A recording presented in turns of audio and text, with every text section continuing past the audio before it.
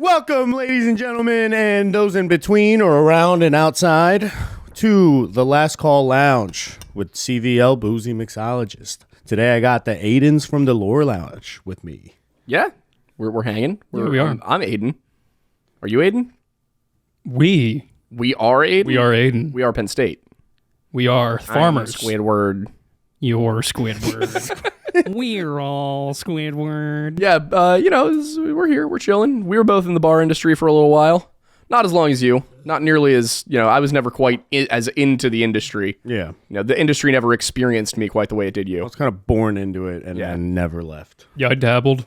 Yeah. That was about it. I dabbled Simply slightly. adopted the industry. I was born in it. Molded by it. Amazing. I know he was, he was getting his bar back blown out. I was, yeah.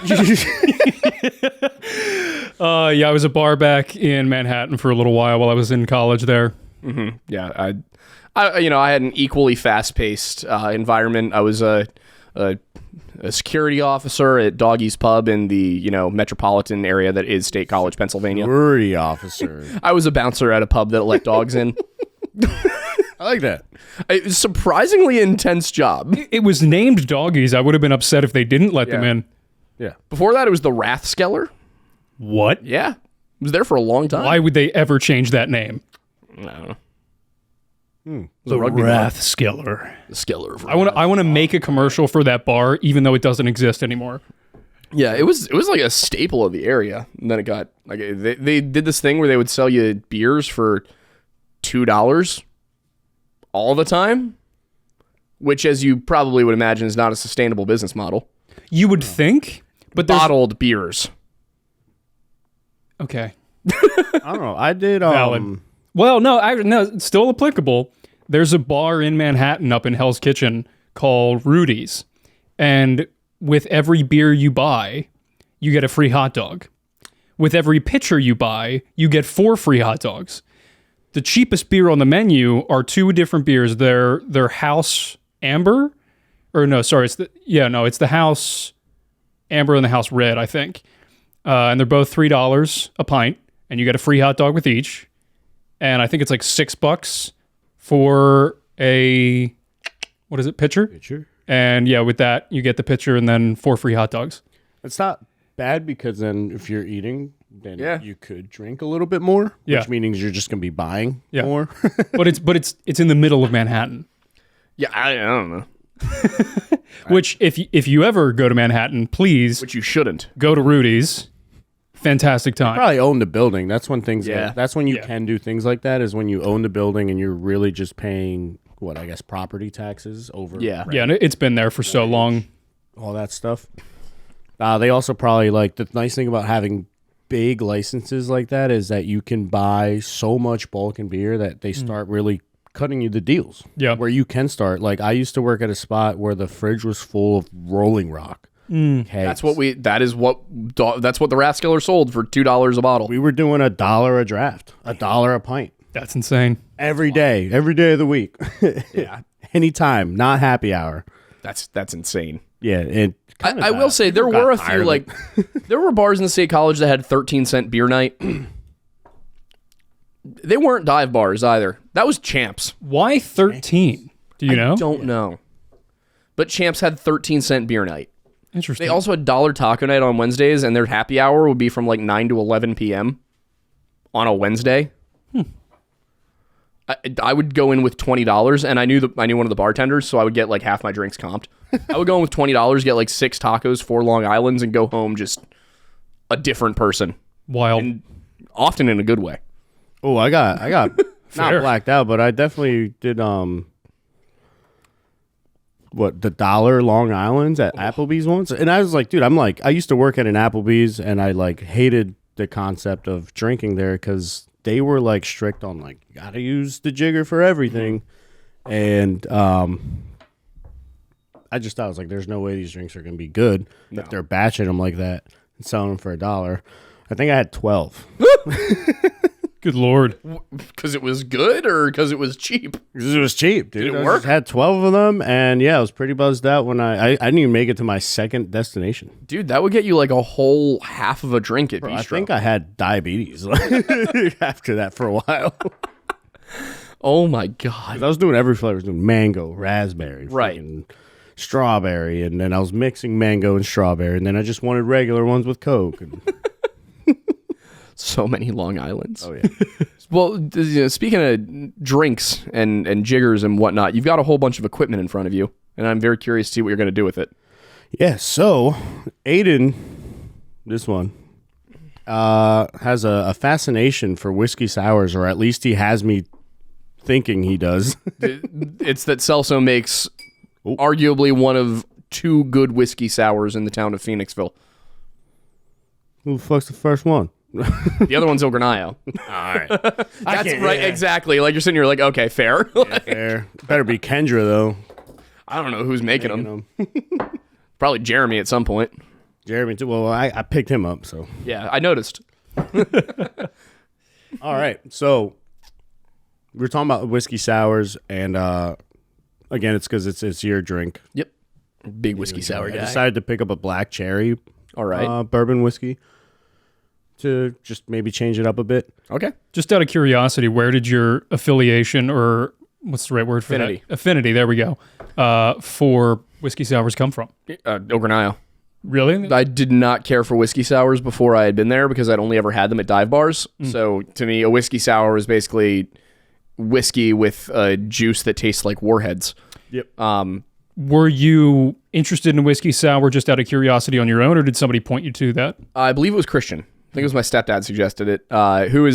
He's the reason that I like whiskey at all. Is when I got into my early 20s, that's a way that he and I bonded in ways that stepdad and stepson, not always the easiest relationship growing up, but as I got older and we were able to do things like go out and try whiskeys together, that helped our relationship a lot. A lot of people think whiskey destroys the bonds between father and son. Sometimes it actually repairs them. I think it depends on how much whiskey's involved in the relationship, probably. And when the whiskey started being involved in the relationship. Yeah. But yeah, so we were over at El Granillo, and he was looking at the menu, and I was going to get an old fashioned because that's what I typically did. Yeah. You've had my old fashions. Yep. But their whiskey sour had recently won an award. It's like a best in the main line or something like that. So I thought, we might as well give it a try. And I think my mom and I all ordered them, and they were delicious, very tasty. So whenever I could go to a place where I, could ask the question, hey, is this whiskey sour going to have egg in it? Is this going to be a real whiskey sour? I would get one. Yeah. And then I took a chance one fateful evening at a bar that is no longer open, a bar that was owned. The person owned the building and owned the bar, and I ordered a whiskey sour, and I was given a drink. I wouldn't have called it a whiskey sour. Anyway, I texted Celso to ask, because he worked at that bar one night a week, to ask, how are the whiskey sours? So I was trying to decide what to order. And I said, are the whiskey sours any good or something along those lines? And he basically said, no, don't do that. And I was like, well, I already ordered it, whatever, not a big deal. This man runs over from a different bar with the ingredients in hand, makes me a real whiskey sour with the juice and the egg white, or the egg, whatever's in it. Is egg white? Egg white, yeah. Egg white? Yeah. Full yolk too. Oh, full yolk. Oh, wait, before you finish it, can we confirm whether or not you were working at that other bar at the time, or were you just there? I just got off. As I answered you, I was like, oh shit, I'm on my way out. And then I think I walked out, saw that he had it, and I walked back in, gathered the ingredients, and then ran down. Amazing. Yep, makes the whiskey sour, plops it down in front of me, and then tells me that he instructed the other bartender on how to do a proper whiskey sour and left the ingredients. And I was like, okay, that is some above and beyond service right there. Oh, yeah. So that was I think my real introduction to you as a bartender outside of just ordering from you at Soundbank. Yeah. Yeah, I think, and usually up there I would just order a whiskey or something like that. So, But yeah, so it was one of the best whiskey sours I've had in my life, and in one of the funniest circumstances. I do what I can. It's true. Cocktail rescue. Yeah. Aiden's needed some cocktail Speaking of rescue egg before. white, I left the egg white in your fridge. Like the one from back then? No, for okay. today. I wasn't I'm sure. like, oh, I'm missing the egg white. It's in your fridge right now. You saved the egg white from back then? Yeah, no, I get the gave it to me now? exact same one. That's cool. Yeah. What we need- color is it now? Do we need our assistant to help us with this scenario? Do we need the egg white?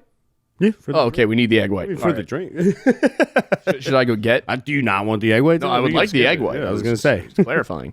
need that protein. I'll go bro. get it.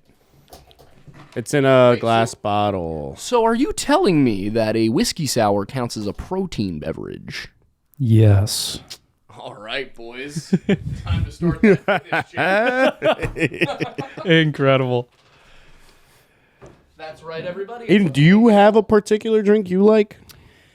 Not really. That's part of the reason why whenever I'm going either boardroom or wherever we're like, meeting up or whatever, I'll just generally say, give me what you got and, just kind of mix things up. Because for me, the first liquor I started drinking was cheap vodka in college because I didn't drink till college. And then I got into whiskey just... Oh, it's in a glass bottle, but that works. Okay, where's the glass bottle of egg white? amazing. In the fridge. Yeah, I got into whiskey partially because of stereotypes, and I was like, oh, whiskey, guys, that's a thing. And then partially because I tried it, and I was like, oh, that's actually pretty solid. But I usually don't, if I'm having whiskey, I usually have it neat. Just because, I don't really make drinks, and when I'm at home, I buy the whiskey for the flavor of the whiskey. That's the thing is, when I go out, I like having the mixed drinks and stuff, especially when you're making them, things like that. But I'm still kind of at a point where I'm trial and erroring it. So, because there's a lot of vodkas, or not vodkas, there's a lot of drinks that I haven't tried. So I'm way too early to really rule anything out in that sense. So I'm in the mindset of let me try a bunch of different things, figure out where I land on that spectrum, and then narrow down from there. You got to experiment with your palate to figure out what you like. Yep. That's kind of how it happened with me. I think I was drinking rum all the time because it was, for some reason, my mom was gifted rum from her friends, and she didn't touch it. It would sit in the shelves. So, underage, late night, having fun with my friends, we'd tap into the rum, and I would just start. That's when I started mixing drinks. I'm like, yo, Bacardi Limon with iced tea. Why? Because lemonade and iced tea is a mix, So I was like, that was my thought. Lemon Bacardi should work with the Clover Farms iced tea. Yeah. That's great. And then I would just fill it back up with water. It wasn't until I was I guess she dusted off the shelves recently, started giving, oh yeah, you're here, try this rum that my friend gave me. And that's when she found out, these have been replaced with water. It took your funny. mother a decade to figure this out? Decade. I want to say I started maybe having friends over at 16, 17, late night, having some drinks and stuff. And then, it was I was 22 or something when she was like, Gotcha, when she found out. what the, I saw that she got rid of all the bottles, and I found out it's because she was giving tastings out to her friends.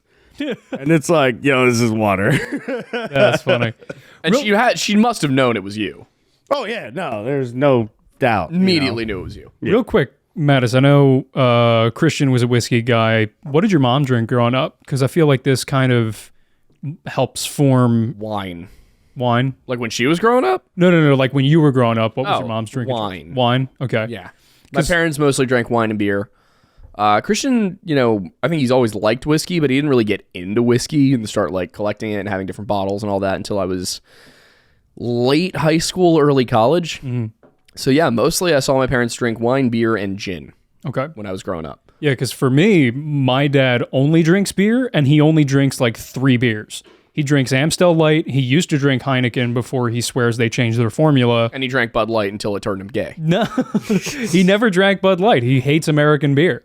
And that's the thing. So he only drinks really specific beers, and my mom only really drank beer up until she got into wine for a little bit, and then at that, only specific wines because a lot of them didn't even agree with her. So like they had really limited palates, and my mom would have like a 7 and 7 on occasion.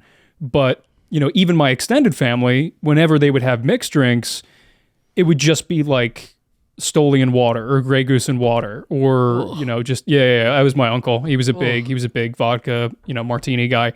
They're smart. I know what they're doing. Yeah. But my family wasn't really in the mixology realm. It was either beer or really simple cocktails. Yeah. So I just wasn't exposed to a wide variety.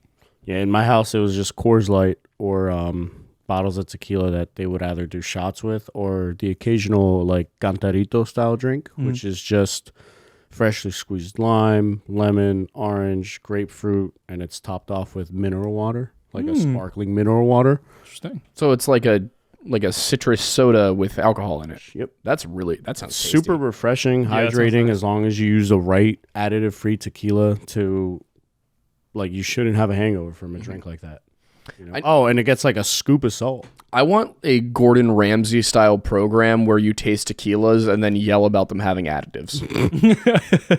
But he'd have to go to the distilleries for that specifically. Well, no, so every time I go, fucking additive. every time I go to like a distillery or a place that just got like a tequila, and I say like, yo, you know what? Yeah, let me get a tasting of all these real quick. And like you could just see them say like, oh God, he's gonna fucking tear me apart. That's what I'm kind of like, oh, then you know what? I'm good if you think that. Like, oh, I love it. That's great.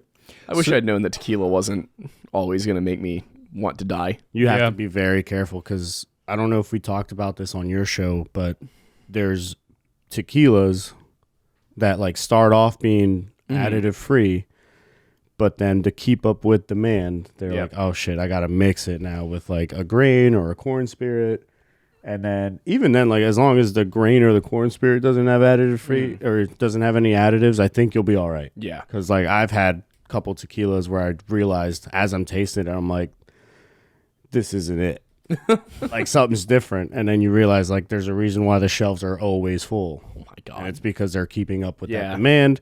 They're mixing it, but I was fine the next day. So. All right. Anyway, back to the show. As soon as Madonna over here finishes her text message. Why Madonna? I don't know. It's just what came to mind. I was looking at the long hair. I was going for a diva. Fair. Somebody who would be seen texting a lot. I'll take it. If I'm going to be compared to any 80s celebrity woman, I'll take Madonna. I could compare you to Taylor Swift because of your long legs. Damn. That would be extremely ironic considering how not long they are. Well, that's Alanis Morissette, not Taylor Swift. Ironic. Oh. Yeah. Should we bring out the gloves, guys? Like, what's going on here? No, it's all out of love. It's all out of glove. All right, get the boxing gloves. Let's go. I boxed a Nazi in college. You did, and you won. That's a thing I did. Technically, it was a draw. It was adjudicated a draw because they weren't keeping score because they didn't expect me to last past the second round. Well, that's the thing. You won by virtue, considering that person was a trained boxer and you'd never done it before in your life. His name was Kevin, though. I feel like anybody named Kevin probably would fold pretty quick in a fight. Yeah. Even the ones with the fox racing hats and the monster shorts and the neck tattoos. I gotta say, out of the few fights I've been in, especially related to the whole bar thing, people are not as resilient as they think they are. No. A lot of people seem to think that they're, in a fight, they'd be able to hold their ground or whatever. Someone comes up and grabs me. I was working a shift at PJ's. Someone comes up and grabs me and goes, "Is there security here?" And I'm like, "Yes, it's me," which I understand. If you ask me that question, I raise my hand. I understand your apprehension. I'm not a huge guy. But I come outside and there's I'm sure this is going to be one of those stories where as I age, the number of people is going to go up. But I firmly believe it was 6 to 8 people were having a whole brawl outside. It was at least 6. It was possibly as many as 8. But there was this brawl going on outside. First thing I see is this one girl who's maybe 5'2" and 100 pounds laying flat on her back on the ground, and a dude who's probably 6 foot but skinny, rearing back to kick her. And I'm looking around, there's like 3 other fights going on. 2 girls over here, 2 guys over there, 2 guys over there. I'm like, all right, probably the one that needs intervention the quickest is the one between the guy and the girl. So I like am yelling at him to stop. Nobody's stopping. So I grab the one dude by the shirt like this, and I just kind of throw him backwards into a car. Man, immediately folds. Like just hits the back of the car, kind of slumps to the ground, confused. 2 guys on the other side of the car, I go between them and just kind of like force them apart from each other. And then I turn around and look at their buddies who are 5 feet over that way, and I just screamed. Like just at the top of my lungs, just screamed at them to stop. And they just looked a little shocked. And then I turn around and I look at the girls who are still kind of slapping at each other, and I'm like, just stop. We're not getting anywhere. I was like, go home. All of you go home. Leave. And here's the thing. I think the key in this scenario was starting off with throwing someone into a car. I think it really is the throwing a guy into a car that kind of got the ball rolling. Yeah, because once other people even passively recognize that just happened, they're going to be a lot more hesitant about doing anything to you. Mm-hmm. And a lot more willing to listen to whatever you have to say. Exactly. Yeah. The willingness to do something about it and not just like, hey, stop. Hey, cut it out. Because that's what everybody's expecting. Yeah. They're expecting that it's going to be a bartender or maybe a bouncer who's going to walk out and be like, stop that. Stop. Go home. Leave. Yeah. Be gone. It's like, no, if I see you about to kick a woman in the head who is on her back on the ground, I'm going to intervene.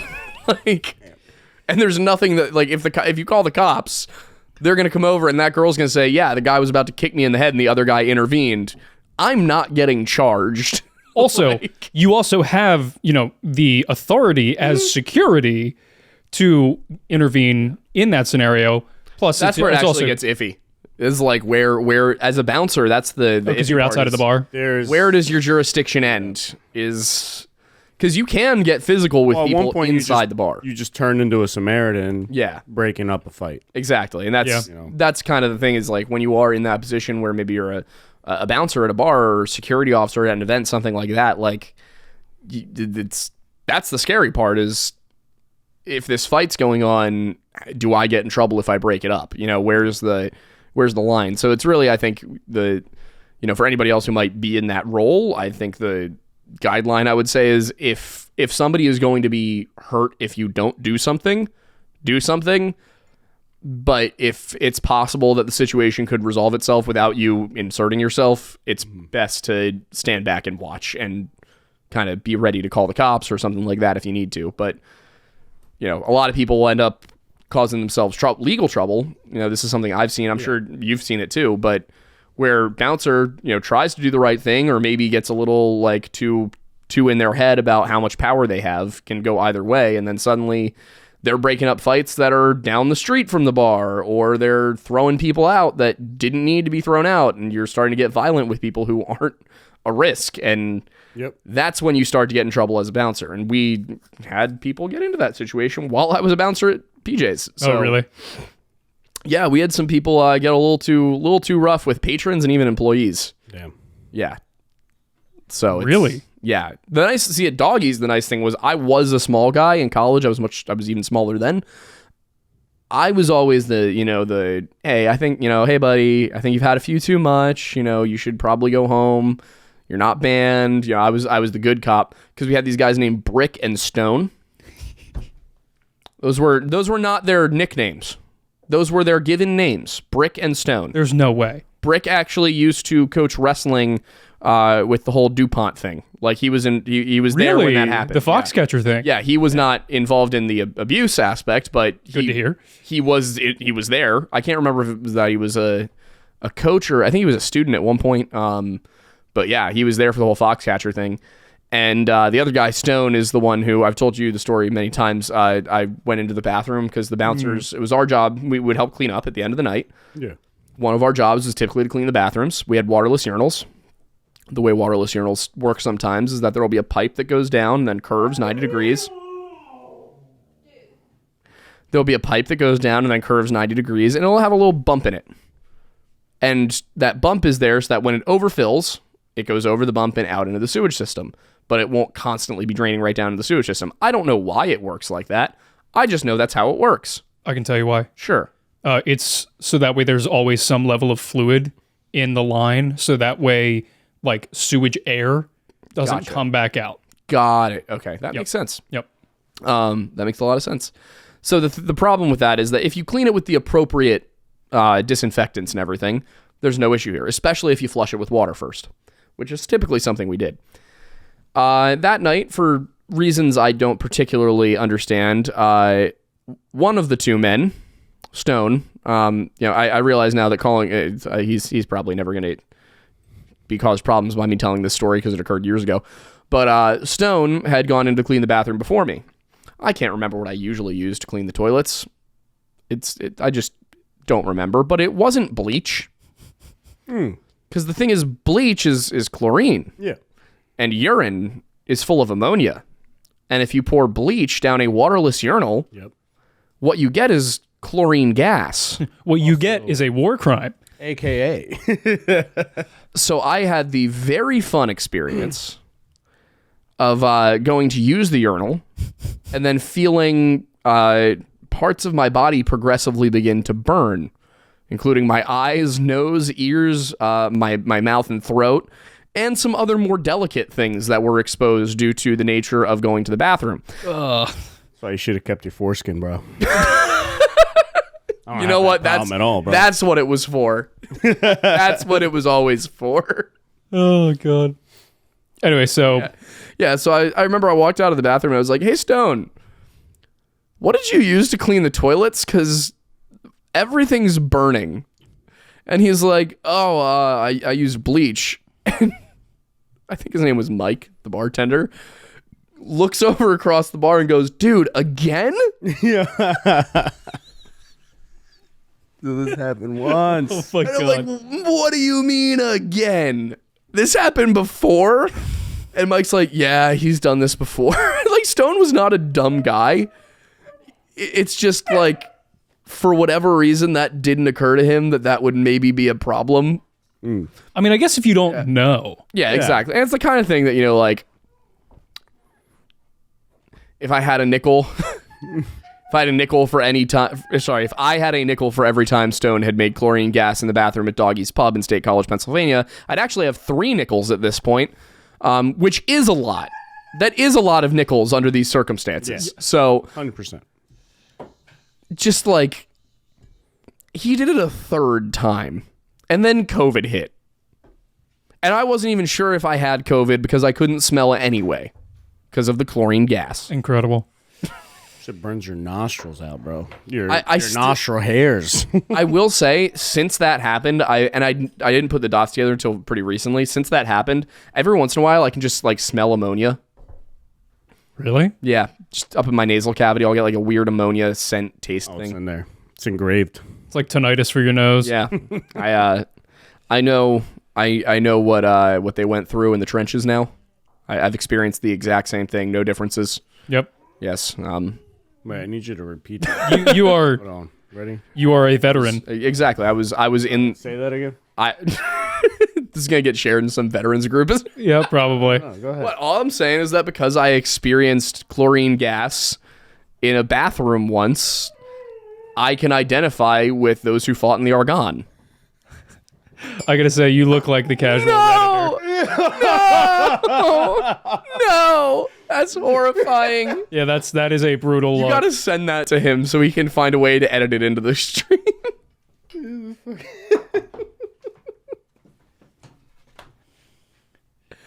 Horrifying. Horrific. I don't even horrifying. think it's a filter for that. It's just That's so it's rude. just some You're weird so looking mean. filter, dude.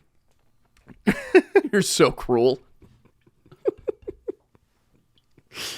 I have no idea how well that works. Oh my god. Well, you were telling us about these whiskey sours earlier before we got entirely off track. I'm gonna make one, and then you guys are gonna make your own. Ooh, We're sweet. gonna make our own. We're gonna learn today. Brought extra tools today. You gonna I'm learn me some excited. stuff. We're gonna do 2 ounces, which is this whole side of the what's this called? The jigger. Yeah, you really like saying that. Do we know where the name came from? It's it's our word as bartenders, so be careful how often you say it. I'll give you the one-time pass. Okay, thank you. I'm gonna do a full ounce of the lemon juice, fresh lemon juice. Do you do 2 ounces of the whiskey? Yeah, 2 ounces of the whiskey, Now, because it is a sour, I'm going to use only 3/4 of simple syrup. Okay. So it's just a little more lemony. Right? It's the only thing I didn't make today. And I guess the egg whites, technically. Are there? I like cartoned egg whites over getting your own just because. It's a lot of effort Yeah. for little reward. Exactly. Are Wait, I don't do the egg white just yet. So, we need ice. Oh, we need ice? Yeah. Are there preferred versions for you of your tool set? Like, is there, are there different materials that have different qualities? Are there different brands that you like for a particular reason? I like using, these are literally the jigger, the strainer, and the cups themselves are, what is it? Pina Barware. I like them. I only got them because it was like a Black Friday deal, and I was like, yeah, cool. I want some good stuff, and I bought like atomizers from them, strainers, stirring glasses, spoons. Like I bought like whatever. Like I was like, whatever. Yeah, let's rack up like a $200 shopping cart Oh, wow. because normally that $200 shopping cart would be like $600. Whoa. This is like the Gucci of freaking bar tools, you know. That's crazy. But then I realized like it's not just a brand name. Like, dude, like feel these cups, how they're weighted. Yeah, they're nice. They're heavy. Yeah. You could knock someone out with these, and when you shake the drinks in them too, it's just a better quality shake, better quality. I don't know, like it's colder. I've just noticed a lot of better drinks, a lot of better quality drinks come out of these. And Are like I said, they weighted, stainless they're steel? Heavy. Yeah, I believe so.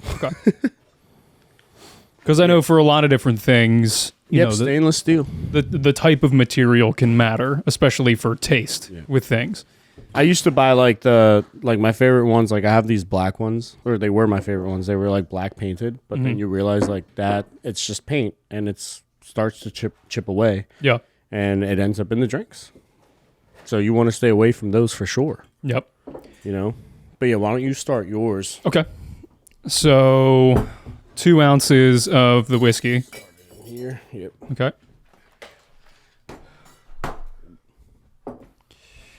And then, so I'm seeing a couple different lines in here.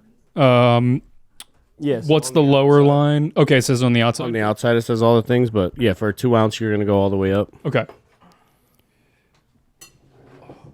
Oh, okay. So it's. All right, I can definitely do this while missing half the instructions. No what? I can definitely do this while missing half the instructions. I got you. I'm gonna walk you through it. But all right, ooh, where's the scoopy scoop? Whatever. It should be in there somewhere. I like but when if I it's use not- my hands, anyways. Yeah. I love your big strong hands. Yeah. Love, you want a love good the way amount of they ice in there. feel So for that- around my girthy drink. For that 2 ounces, you go right to the full top. Yep. Okay. Look how careful he is with it, man. Yeah, I want to make sure I'm getting it right here. I've never used one of these before, so nice. I think we should all line up our shakes. Why not? Oh yeah. Oh yeah. All right, I'm gonna need some stuff. You're gonna have to walk me through this again. Yeah. Do an ounce, so you're gonna flip that jigger over, Okay. and you're gonna do that to the top with lemon juice. Got it. May I see the beam? The Jimothy. Oh, you have a jigger too. I forgot. Yeah. Yep. What are these nozzles called, by the way? The pour spouts, bottle Pour spouts. spouts? I don't know. Things. Like I said, I moved kegs and cases. I did not do any actual bartending, so. All right. Oh, we both got our own. Cool.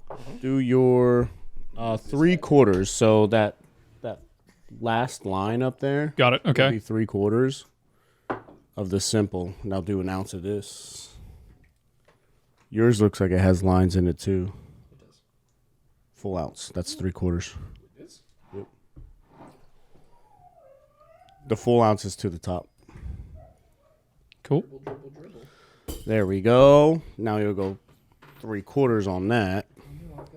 Now go ahead and fill your cup up with ice. So is it the first line or the second line? Oh, bring your mic over to you. Third to last line, whatever. How much ice? Keep going, keep going. Oh, your table's lopsided, so it looks like it's done. There you go. How much ice? You're gonna fill it. Fill it. All So right. yeah, the thing of a good drink is you wanna pack a drink like this up with ice. What we're doing is also called a reverse dry shake. Yeah, look at this what? dude scooping with glassware, dude. What are you doing? Is that bad? It's horrible. Like I said, I don't know what I'm doing. God, We're gonna Eden. break the glass in there, and we're gonna have to melt this whole thing out and restart with the ice. So is that why you never? You scoop just with glass? made like probably 3 of the bartenders that are watching this cry. I apologize for your tears. All right, you're gonna. Is that high enough, by the way? Reason for the teardrops in Celso's bar. You gotta move the mic closer to your mouth. I don't want to get copyright violations from Tay Tay. Yeah, fair. Tay Swizzle out here coming to take all our income, just like Warner Brothers. Oh my god. All right, you want to cap your drink? Okay. I've seen you do the little tap before. Make sure it's in there. You're gonna want to have at least like Okay. right. I got small hands, but Yeah, exactly. Now, they always say to always make sure the small cup is like facing you, but I don't care. Now we're just gonna fucking shake it. There we go. It's a shake weight. See how nice and cold it gets, dude? oh yeah. Frigid. All right. I need a. Where's my? There it Nope, is. not yet, not yet. Not We're yet? gonna strain it into this cup. Oh, okay. Ah. Doing a reverse dry shake. So I up like that, and then Nope. how do I? You can break it. It's like you're snapping a neck. There you go. Oh, I should really use this Should've little said so. thumb guy there, huh? It's just like snapping away. You're like, okay. Now I guess we need to get rid of the ice. So if you got your coffee cup and you don't have anything in there, just toss the ice in there. Unfortunately, I do have stuff in there, so that's gonna splash all over the place. You can use mine. Mine doesn't have anything in it. I could just down the coffee, but I'll be up till midnight. That's fine. I don't care. All right. So I've For the got podcast. I got this. Okay, and then yeah. I Get dump rid of the this. ice here. There we go. Now, depending, like, I'm not big on egg white, so I'm only going to do an ounce of it. But ideally, an egg white is like a full ounce and a half. Okay. So if you guys, I mean, you like your drink, so do an ounce and a half. Sure. I'm sure. Oh, wait, you have a jigger, too. Yeah, I do have a jigger. Sorry. Where'd it Yeah, go? Ah, there he is. So that And this that one? other side should have a line where it says ounce and a half inside. It does. So, yeah. So does that one. Yep. But the markings are on the outside. But, yeah, you get it. It's probably that last line Yep. right there. Cool. And then goes into Goes in there. Now I brought these little springs to help with some texture. okay. Oh, Go ahead and drop those in. Should give people the ingredients ahead of time so they can follow along at home. That's really good. Tell them what the ingredients are. Or they can Yeah. do it They after. sell kits. I don't know. could sell kits. Could sell boozy mixologist bartending kits. Come pre-packed with all your ingredients. All right. We got the texture spring in there. All right. Now, same deal. You know, we're going to cap it. Texture spring. Reshake that.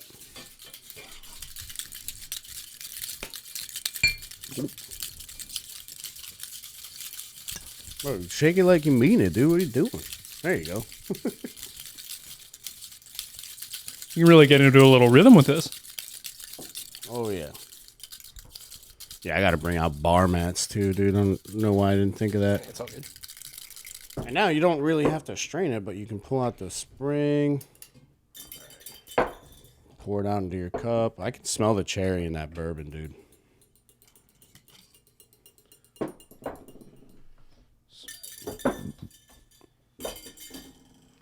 That just pours right into the glass. Yeah. Pour it right into the glass. Which camera do I look at? Any of them. Probably this one because that's your close-up one. Which way is it closest? That way. Oh, I know. Yeah, there you go. Now, as Hang you on. can see, Adjust that slightly. Oh, I was just gonna get like a kind of deal. Nice.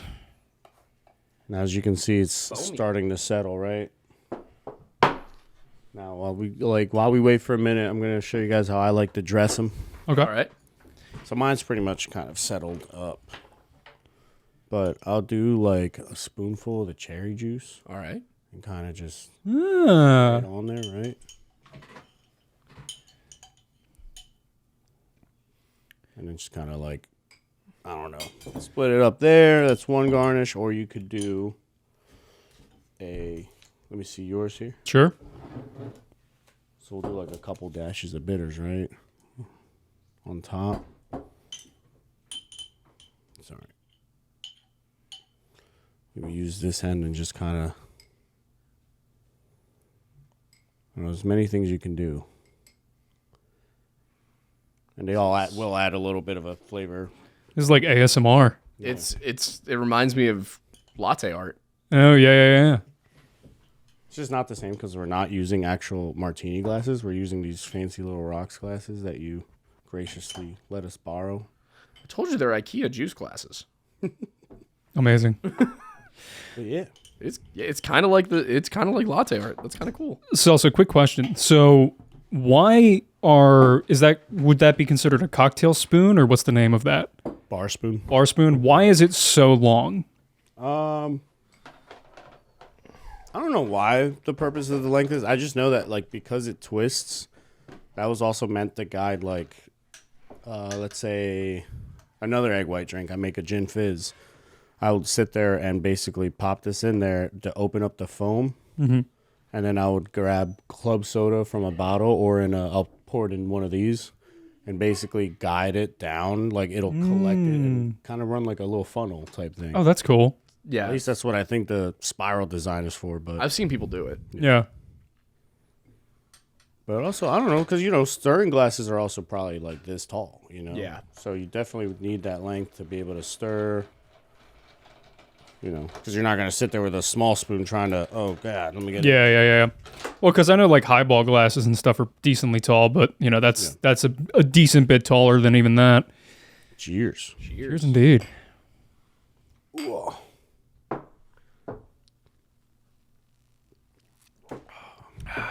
Oh, that's tasty. Cherry whiskey Phenomenal. sour, dude. That's really tasty. Actually, You really can get the cherry, and that's fantastic. I can't believe how much you can taste the cherry. That's good. And what was that you put on the top of it? The cherry. That's just the Luxardo cherry syrup. It's the same stuff I put in the old fashions I make. Yeah. That is really good. Oh my God. Now, Aiden, as a barback, did you ever have to get involved in drink making or security? Shockingly not. Most of my job was obviously replacing kegs in the freezer or in the fridge in the basement, which was my favorite job because wearing all black even inside, and at the time I was a little overweight in college, I was sweating my ass off the whole time, and I run hot, period. So being able to go into like a 40-degree environment, I would change the keg and then just kind of stand there for a couple minutes and just be like, okay, soon we have to go back. But there was never really any security issues while we were there, but also the bouncers that were there. I can't remember his name, but he was a really nice guy, and he was huge in every sense of the word. He must have been 6'6" and weighed probably 400 pounds, and he was the only bouncer that we had usually, and he was enough. He was more than enough. Oh, you know what? No, there was one time where somebody was getting too rowdy, and he was like a 6'2" guy, pretty big, and our bouncer just came in, grabbed him by the collar, and basically dragged him out. No problem whatsoever. But yeah, really sweet guy, really awesome guy. Most of it was a bar that was right across the street from the Empire State Building, and it was such an interesting time because there was a separate bar in the basement, but it wasn't like separated by anything other than a staircase that was inside the main bar. It was a 3-level bar. There was the mezzanine, which was only open on like certain nights. There was the main bar and restaurant area, and then there was the downstairs bar, who had technically a different owner. The downstairs bar was a European football bar. And so for all of the really early morning games or whatever, people would go down there. I think it was either an Arsenal or a Chelsea specific one. I can't remember specifically. But it would do that. But then on I think it was Sunday nights, they would do a WWE night. Damn. And a bunch of people from all over the city would show up in costume. That's incredible. And they'd have tables set up downstairs. It got so messy down there, but it was hilarious to see.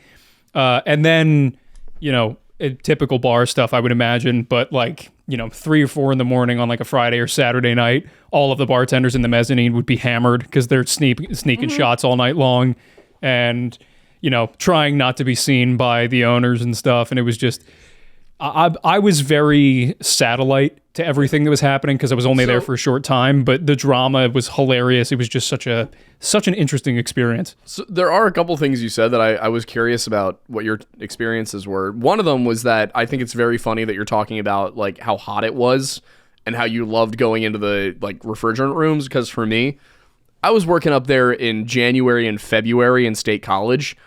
Anytime I had to go outside was a nightmare. It was 10 degrees if we were lucky. So like going outside we had to take the trash half a block at the end of the night. 3 a.m.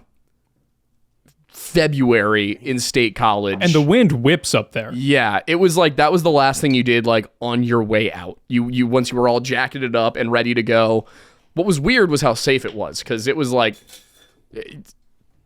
you could go home plastered at 3 a.m. in State College when I was there.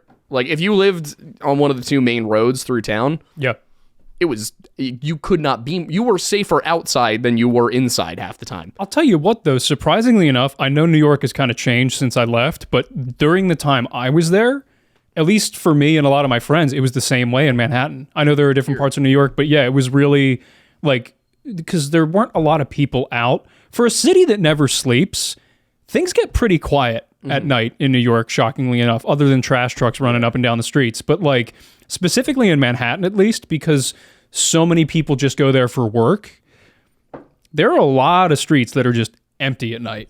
And, I'm not saying that I think it's safe enough for like a girl to walk home alone. Yeah, no. Because like that's never a good idea. But I know for me, there were times where I definitely drank way irresponsibly, and I was just able to like navigate home, and like even random people I would meet, just totally out of it. Everybody was always like really nice and good, and it was like the opposite of anything I ever heard about New York before I went there. Yeah. But I know that ever since COVID, things have changed, and I know back in like the 70s and 80s, it was a very different story. But I was fortunate to be there when it was what I consider a good time to be in New York. Yeah. Not sure I would agree that there was ever a good time to be. Fair. I've always, you know this, I've always hated New York. Yes. But the other thing I wanted to ask was, I've worked in some bars where the bartenders would drink, like would sneak shots on the job. Mm-hmm. I've worked in some where they didn't. How frequent was that? Like, you've obviously been in the most bars. Oh, God. I've worked in a bar where I've had to send someone home because they already like drank their limit before even like the rush happened. Jeez. But like, as like being on that perspective side where it's like, dude, I can't work with this person. Like, this person's messing up.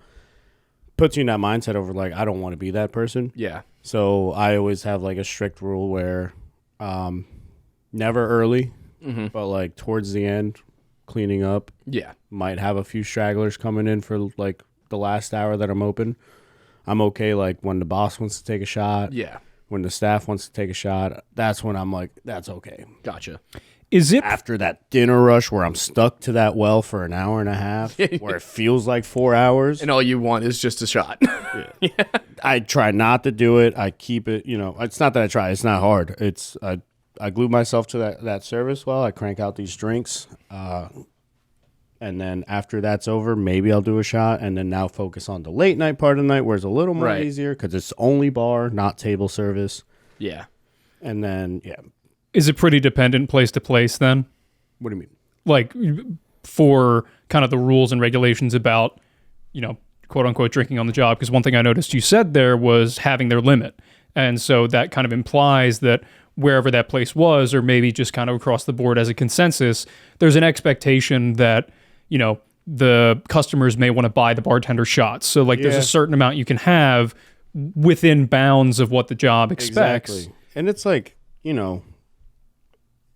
I think for me, it's that happens is like people is like, oh, can I buy you a drink? Can I buy you a shot?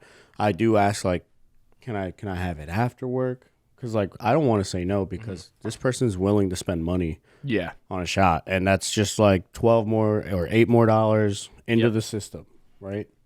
that the company makes, and they're gonna tip on that on top of it. So, and I always tell everyone, yo, if someone buys your shot, just say yes. If you don't, and like, if you don't want to drink it, like, Right. let's figure something out. Like, ask if you can have it later, or make yourself a little mix shot where you're literally dabbing the little vodka or something. Yeah, I was gonna ask if there's a little trick of like one of the house liquors is actually just water, so you can pour yourself a little water shot. Yeah. Giving away the secrets, man. Yeah. That's what I was curious I about. don't want the guests to know.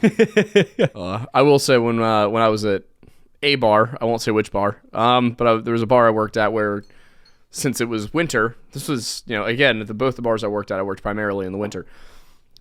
We would take half-hour shifts outside, out front, taking IDs and everything, because we had 2 doors right next to each other, so we couldn't just be in the patio area. No, we had to be outside to take IDs. Whoever's job it was to relieve the person who was sitting outside would usually bring over a shot of whiskey, just like, hey, keep warm. Yeah, just keep like warm for the next half hour. So we would typically be drinking a shot of whiskey every hour, And you know what? And that's fine. if not more frequently, because sometimes, Oh, wow. because sometimes the guy bringing the shot wants to take a shot, and then you're taking a shot every half hour, and You gotta be careful with that. I mean, your Yeah. body processes 1 drink an hour. That's including a shot. And yeah, if you're working, so I walked into the bathroom, and the other bouncer offered me cocaine once. it's just pre-workout, bro, to be able to lift these dudes out. Like